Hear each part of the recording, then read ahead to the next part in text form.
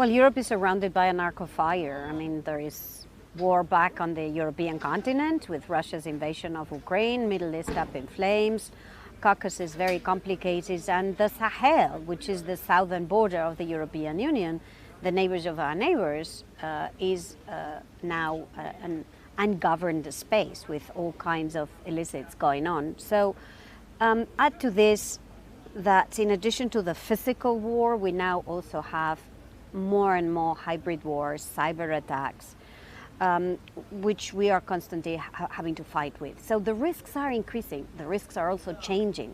I'm not bringing in the mix other risks that we also have to face, like climate change, for example, or pandemics. But I mean, this military, violent, aggressive risks are going up. And Europe needs to prepare. Add to that, we are at the whim of the American people to see what the major stakeholder, in your words, of NATO is going to do next.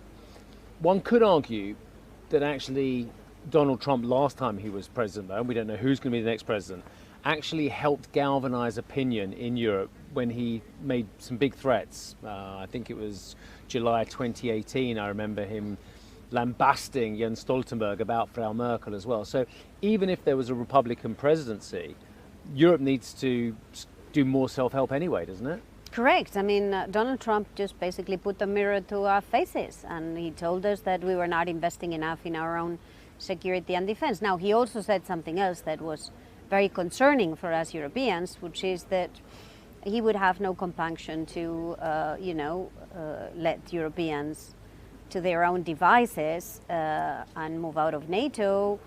And also look more towards the East, towards the Pacific. And all of this to the European Union must mean, all of this to Europeans must mean that we cannot put our security in the hands of the American voter, that we have to make the investments that will make us more resilient, more capable of defending Europeans when faced with aggression like we are faced today. But when I see Boris Pistorius having his budget cut, apart from the special 100 billion euros by Christian Lindner, and then I speak to the Portuguese foreign minister here, and it's a slow progress from them to go from 1.55% up to potentially 2% in 2029. I just think we're being too slow in Europe, aren't we? So I think there's three things we need to face too. Number one, we are democracies. In democracies, you cannot do those big changes without your people. So we have to have a serious conversation with our citizens about why it matters today, not that we turn the EU into a war project, but that we maintain the European peace project, being more capable of defending it when we are being aggressed. Number two, we've got to put our money where our mouth is. And maybe it's more efficient that we invest together rather than every member state of the European Union doing its own little bit. Why don't we build something similar to what we did to recover post-COVID? Borrow together, to invest together in protecting all Europeans together. That's not going to wash those. It's another area where common financing, common debt, common spending makes sense. But if anything, this European Parliament is going to be more against it going forward. It's going to make it harder for the Commission to move on those kind of measures, isn't it? Well, this is what we used to say before COVID.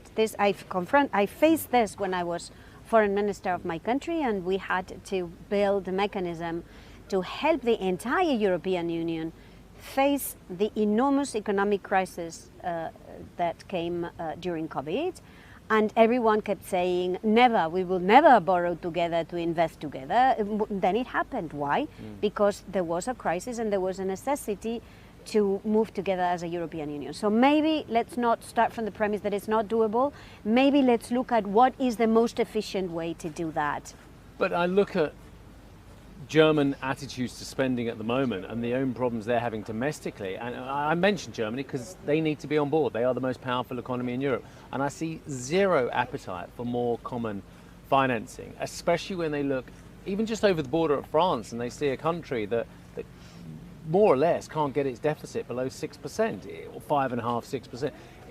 they're not going to want to have common financing when they've got partners who can't control their finances. So, of course, this is very much what we heard during the COVID discussions, Steve. Exactly the same. Now, it's not common borrowing to invest together without the other part of the equation being more fiscally responsible, being more responsible in how we manage our own spending, so making better choices. Doing it together, because doing it together means doing it more efficient. It costs less. So let's put these arguments on the table. And number three, let's not forget, Europe has an incredible defense industry capabilities. But we are not exploiting those capabilities. We are buying 80% of our defense needs basically from the US. While we have incredible industrial capacities in Europe. Why is that? Fragmentation of our markets, lack of a clear perspective for the industry, lack of planning long-term about our defense needs. This also is something we can tackle. We can build a single market for defense products, which I hope the next European Commission will, Do you think it's anywhere near the list of priorities for the Commission? When I look at what Letters trying to do, what Draghi's trying to do, what Ursula von der Leyen needs to do as well, I don't necessarily see common defence procurement and spending near the top of the list. Adding something else you've mentioned, I need to fight climate change as well. I need to digitalise. I need to combat the threats from more competitive world in Asia, in the United States. I don't see the common defence anywhere near the top of the list for the Commission. Well, I do think that the two reports that the two former prime ministers have put on the table, Enrico Letta and Mario Draghi, have meant a big step forward. Yeah. Why? Because they have helped in building a political consensus in Europe. You can only make big moves if there is a shared sense in Europe that this should be a priority. They are helping us in building this as a priority. Next step is the European Commission, which the President is likely to announce soon, where she will tell us how she is attributing the portfolios and to whom.